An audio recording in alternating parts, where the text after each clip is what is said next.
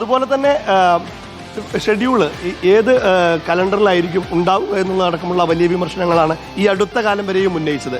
അതിനും തീരുമാനമായിരിക്കുന്നു. നവംബർ ഷെഡ്യൂളിൽ അർജന്റീന എത്തിയിരിക്കുന്നു. ഉഗാണ്ടയിലും കേരളത്തിൽ നടക്കുന്ന മത്സരത്തിൽ അർജന്റീന കളിക്കുമെന്ന് അർജന്റീന ഫുട്ബോൾ അസോസിയേഷൻ തന്നെ പറഞ്ഞു. ഇനി എന്തിനാണ് സംശയം? ഒരു സംശയത്തിന്റെയും ആവശ്യമില്ല എന്നുള്ളത് തന്നെയാണ്. തീർച്ചയായിട്ടും അത് ഏറ്റവും ഇന്നിപ്പോൾ അതിനെപ്പറ്റിയാണ് ഏറ്റവും വലിയ കൺഫ്യൂഷൻസ് ഉണ്ടായിരുന്നത്, അല്ലെങ്കിൽ വിമർശനം ഉയർന്നത്. ഈ വിൻഡോ പ്രഖ്യാപിച്ചു കഴിഞ്ഞപ്പോൾ 2025 അവശേഷിക്കുന്ന 2 വിൻഡോകൾ പ്രഖ്യാപിച്ചപ്പോൾ അതിൽ അർജന്റീനയുടെ മത്സരങ്ങൾ കേരളത്തിൽ നടക്കുന്നില്ല എന്ന കാര്യം ഉയർത്തിയായിരുന്നു വലിയ വിമർശനങ്ങൾ ഉയർന്നത്, സംശയങ്ങൾ ഉയർത്തിയത്. എങ്കിൽ ഇപ്പോൾ അതിനൊക്കെ കൂടിയാണ് ഇപ്പോൾ അവസാനമായിരിക്കുന്നത്. അതായത് ഒക്ടോബറിലും നവംബറിലുമായി നടക്കുന്ന 2 ഷെഡ്യൂളുകളാണ് അവർ പ്രഖ്യാപിച്ചിട്ടുള്ളത്. ഒക്ടോബറിൽ ഒരു മത്സരമുണ്ട്, അത് അമേരിക്കയിൽ എന്നാണ് സൂചിപ്പിച്ചിരിക്കുന്നത്. നവംബറിൽ 10 മുതൽ 18 വരെയുള്ള ദിവസങ്ങളിൽ കേരളത്തിലുണ്ടാകും, അങ്കോളയിലും കേരളത്തിലുമായി ഉണ്ടാകും, ലയണൽ മെസ്സിയും സംഘവും നയിക്കുന്ന ടീം ഉണ്ടാകും എന്നാണ് ഔദ്യോഗികമായി അപ്പോൾ അർജന്റീന അറിയിച്ചിരിക്കുന്നത്. അതായത് നിരന്തരമായ പരിശ്രമങ്ങൾ നടത്തിക്കൊണ്ടിരിക്കുന്ന ഘട്ടത്തിൽ കേരള സർക്കാരും റിപ്പോർട്ടർ ബ്രോഡ്കാസ്റ്റിംഗ് കമ്പനി പ്രൈവറ്റ് ലിമിറ്റഡും ഒരേ സ്വരത്തിൽ പറഞ്ഞ ഒരു വാക്കുണ്ട്, മെസ്സി വരും കേട്ടോ എന്നുള്ളത്. അത് സാധ്യമാവുകയാണ്. നമ്മൾ കണ്ടു, പലതരം കുപ്രചരണങ്ങൾ നടന്നു, തെറ്റായ പല കാര്യങ്ങളും പ്രചരിപ്പിക്കുന്നത് കണ്ടു, പല തടസ്സങ്ങളും കണ്ടു, പരിഹാസങ്ങൾ ഏറ്റു. പക്ഷേ ഏറ്റവും ഒടുവിൽ കായിക ലോകം കാത്തിരിക്കുന്ന ഒരു വാർത്ത ഈ പ്രഭാതത്തിൽ കേരളത്തിലേക്ക് എത്തുകയാണ്. അത് നമ്മൾ ഒരിക്കൽ കൂടി വീണ്ടും അത് പറയുകയാണ്, മെസ്സി വരും ടാ, അല്ലേ? ജയേഷ് പറയും ആ കാര്യം. കാരണം എടുത്ത് പറഞ്ഞിട്ട് കളിയാക്കിക്കൊണ്ടുള്ള പ്രചരണങ്ങൾ, വിമർശനങ്ങൾ നമ്മൾ കൂടി കേട്ടിട്ടുള്ളതാണ് പല കോണുകളിൽ നിന്നും. റോഷ്നി, അതും ഇപ്പോൾ പറഞ്ഞ വരും ടാ ഠോ ഠോ എന്നൊക്കെ പറഞ്ഞിട്ട് നമ്മളുടെ എത്രമാത്രം പരിഹാസം ചൊരിഞ്ഞ ടീമുകൾ പുറത്തുണ്ടെന്നറിയാമോ? അതിനൊക്കെയുള്ള ഒരു മത്സരം, ഒരു മറുപടി തന്നെയാണ് ഞങ്ങളിപ്പോൾ നൽകുന്നത്. തീർച്ചയായിട്ടും റിപ്പോർട്ടർ ടിവിയുടെ ഭാഗത്ത് നിന്ന് ഇപ്പോൾ നൽകുന്നത് എന്തായാലും മെസ്സി വരും ടാ എന്ന് തന്നെയാണ് നമ്മൾ പറയുന്നത്, അല്ലേ ജെയിംസ്? അവരൊക്കെ ഇപ്പോൾ ബിഗ് ബ്രേക്ക് അടിക്കുന്നുണ്ട്. തീർച്ചയായിട്ടും വരില്ല എന്ന് പറഞ്ഞവരൊക്കെ ഇപ്പോൾ മാറ്റി പറയുകയാണ്, എഴുതി കാണിക്കുകയാണ് ലയണൽ മെസ്സി ഇതാ വരുന്നു എന്നുള്ള കാര്യം. കേരളത്തിലേക്ക് എന്നൊക്കെ പറഞ്ഞ് എല്ലാവരും അടിക്കുന്നുണ്ട്. തീർച്ചയായിട്ടും അടിക്കട്ടെ, അതല്ലേ അതിന്റെ ഒരു രീതി എന്ന് പറയുന്നത്. ചെയ്യാവുന്ന കാര്യങ്ങൾ നമ്മൾ ചെയ്യുന്നു, പിന്തുടരട്ടെ എന്നുള്ളത് നമ്മൾ ചെയ്യാൻ കഴിയുമെന്നുള്ള കാര്യമാണ് പറഞ്ഞിട്ടുള്ളത്. അത് നമ്മൾ വരുമെന്ന് പറയുന്നു, കൊണ്ടുവരും. തീർച്ചയായിട്ടും അതാണ് റോഷിനി നമുക്ക് പറയാനുള്ളത്. തീർച്ചയായിട്ടും ഇനിയിപ്പോൾ സംശയങ്ങളുടെ ആവശ്യമില്ല എന്നുള്ളതാണ്. ഇനി ഒരു മറുചോദ്യമില്ല.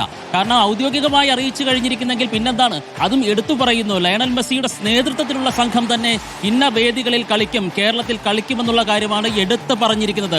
അതുകൊണ്ട് ഇനി അക്കാര്യത്തിൽ യാതൊരു വിധത്തിലുള്ള സംശയവും വേണ്ട. വിമർശകർക്ക് തൽക്കാലം നാവടക്കി വെക്കാം, നാവ് ഉയർത്താം. ഒരു കാര്യത്തിന് വേണ്ടി മാത്രം, ആരവമുയർത്താൻ വേണ്ടി മാത്രം, മെസ്സിക്കായും അർജന്റീന സംഘത്തിനായും ലയണൽ സ്കലോണിക്ക് വേണ്ടിയും ആരവമുയർത്താൻ വേണ്ടി തയ്യാറെടുക്കൂ എന്നാണ് നമുക്ക് ഈ ഘട്ടത്തിൽ പറയാനുള്ളത്, അല്ലേ ജയ്? ഉറപ്പായിട്ടും ഇനി എല്ലാവരും കൂടി ഒരുമിച്ച് നിന്നുകൊണ്ട് ഇത് കേരളത്തിന്റെ, ഇന്ത്യയുടെ ഒരു ഉത്സവമായിട്ട് കൊണ്ടാടുക എന്നുള്ളതാണ് ഇനി ചെയ്യാനുള്ളത്. കാരണം ലയണൽ മെസ്സി ലോകകപ്പ് ജയിച്ച ഗോട്ട് എന്നുള്ള വിളിപ്പേരിന് അക്ഷരാർത്ഥത്തിൽ ഗ്രേറ്റസ്റ്റ് ഓഫ് ഓൾ ടൈം എന്ന് നമുക്ക് നിസ്സംശയം പറയാവുന്ന പ്ലെയർ തന്നെയാണ് മെസ്സി എന്നുള്ള കാര്യത്തിൽ ഒരു തർക്കവുമില്ല.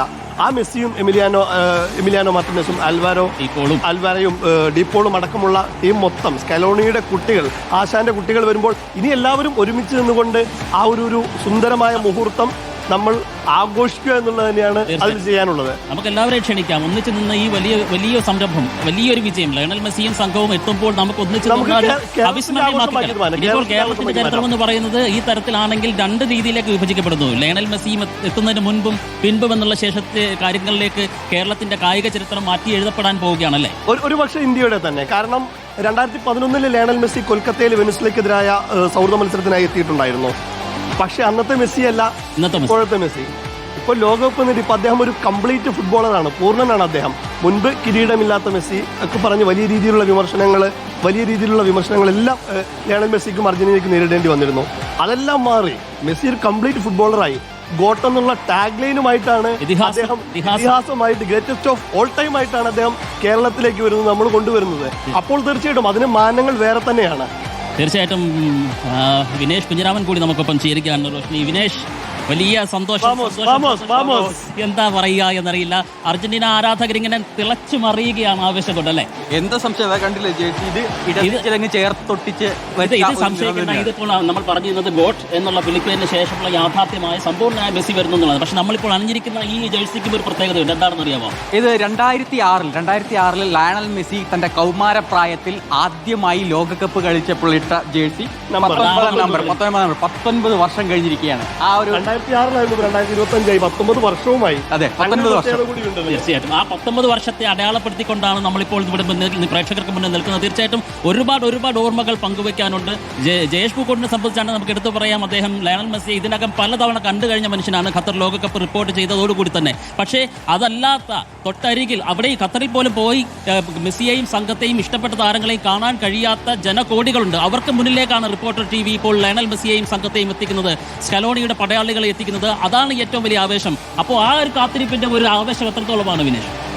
ഉറപ്പായിട്ടും ഞാൻ ഓർത്തു പോകുന്നത് കഴിഞ്ഞ ലോകകപ്പിന്റെ ആ ഫൈനൽ ദിവസമാണ്. അന്ന് നമ്മൾ മീഡിയ വണ്ണിലായിരുന്നല്ലോ, മീഡിയ വണ്ണിൽ ഒരുമിച്ച് ജോലി ചെയ്യുന്ന സമയമാണ്. അവസാന നിമിഷത്തേക്ക് വരുമ്പോൾ, ആ ലോകകപ്പിന്റെ ഫൈനൽ നിമിഷങ്ങളിലേക്ക് വരുമ്പോൾ ഞാനൊരു കട്ട അർജന്റീന ആരാധകനാണ് എന്നും പറയുന്ന ഒരു കാര്യവുമാണ്. ജയേഷ് ഒരു പകുതി അർജന്റീന ആരാധകൻ, പകുതി സ്പെയിൻ ആരാധകൻ. ഫുൾ മെസ്സി, പകുതി അർജന്റീന, പകുതി സ്പെയിൻ.